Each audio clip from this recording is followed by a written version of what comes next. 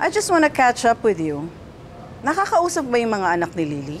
How are they? Well, Kyla told me na pinalayas ni Lily si Peterson sa bahay nila. We tried calling him, but he's not answering our calls.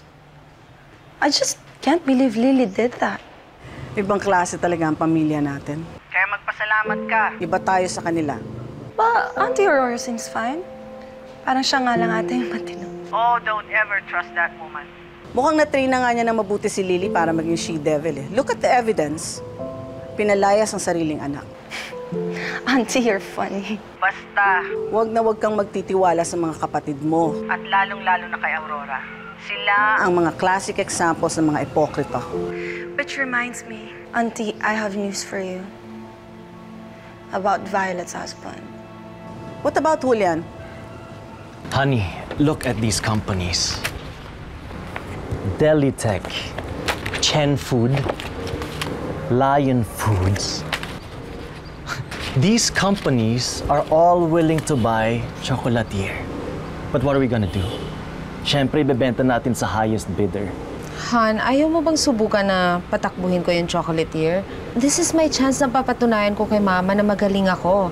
And I'm sure mapapahiya si Lily. But Han, you have to look at the bigger picture here. Hindi na tutungkol sa away niyong magkapatid.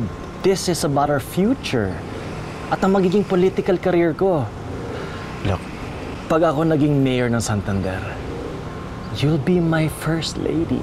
Ano ang gagawin ko? Magre-ribbon cutting, kakanta sa iba-ibang lugar. I mean, do you really think na magiging masaya ako nun? Well, Han, siyempre, hindi lang yun. You'll be a very powerful woman. Lahat ng gusto mo, makukuha mo. Di mo na kailangan humingi sa kapatid mo.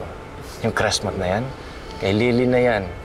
Basta sa atin ang Santander and eventually, buong Nueva Mañana. Besides, palalampasan mo si Lily because you'll have something that she doesn't. And what is that? Power, Violet. Power beyond Crestmont.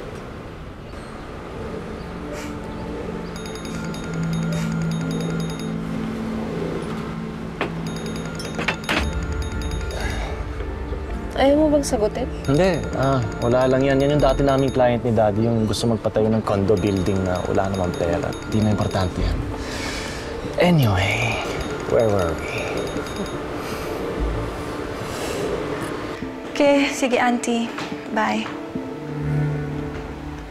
Sinong kausap mo? Si Auntie Divina po. Oh, ano daw ang kailangan sa'yo ng babaeng yan?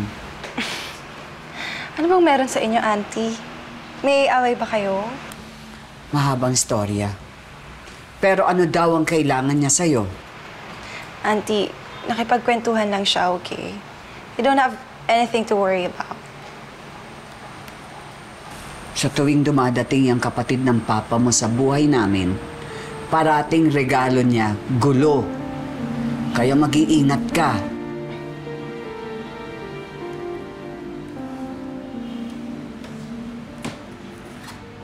We're sorry to tell you, pero pinakat off po ang card ninyo. Pina-cut off? Sino nagpa-cut off? Si Mrs. Lily Chuatan.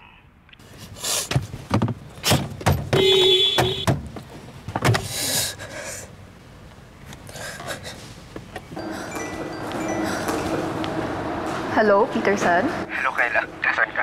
Papunta kay Steven. Alam ko na nangyari sa inyo ng mom mo. Where are you? Uy. Tama na yan, Peterson. Gusto kong matulog na mag-isa sa kotse. Ano, namatay na lang ako eh. Uy, wag ka ganyan. Peterson. Don't say that. Stop. May iba ba kang pwedeng mapuntahan? Sumasamahan kita kay Ama. Nandun pa ata si Iris. Maybe they can help. Siguradong alam niya may ginawa sa akin ni Mami. Bawa yan. Uy, Peterson, Steven, tama na. Steven. Peterson, Tama na. makinig ka muna. Huwag mo na isipin yun. I'll take care of that. Huh? Stop na. Lily, I assure you, good yung binigay nating deal sa atin. Congratulations!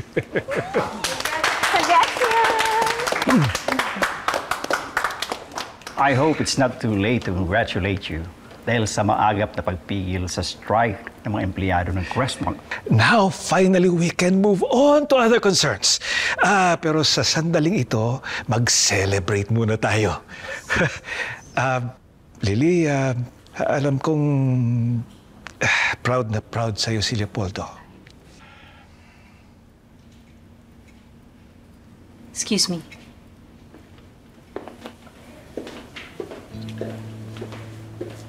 Sir Lino, hintayin po ba natin bumalik si ma'am bago kainin yung cake? Excuse me. Tumawag sa akin si Redmond kagabi. Alam ko na kung anong nangyari. Wala akong kinakampihan sa inyo, Lily. Ayaw kitang husgahan. Bakit ganun po, Uncle? Sa tahib ng kinatatayuan ko ngayon, dapat ang pakiramdam ko nasa taas ako. Pero ibang nararamdaman ko. Ang pakiramdam ko, liit-liit ko. Kumpara sa lahat ng ito na wala akong mahawakan. Kailangan mong huminto minsan, Lily. At huwag mong paikutin ang buhay mo sa kumpanyang ito. Sa loob ng halos 3 taon mula nang mamatay ang papa mo, hindi ka nagpahinga. Baka naman, Lily, panahon na para magbakasyon ka kasama si Redmond at ang mga anak ninyo. It's too late for that, Uncle. Tingnan niyo ako. Lahat ng gusot sa kumpanyang to naayos ko, pero sarili kong pamilya hindi ko maayos. Huwag mong pahirapan ang sarili mo, Lily. Ginagawa mo ang lahat ng ito para sa mga anak mo. I'd like to believe that, Uncle. Na binigay ko ang lahat ng pangangailangan nila. Pero parang ang dami pa rin kulang.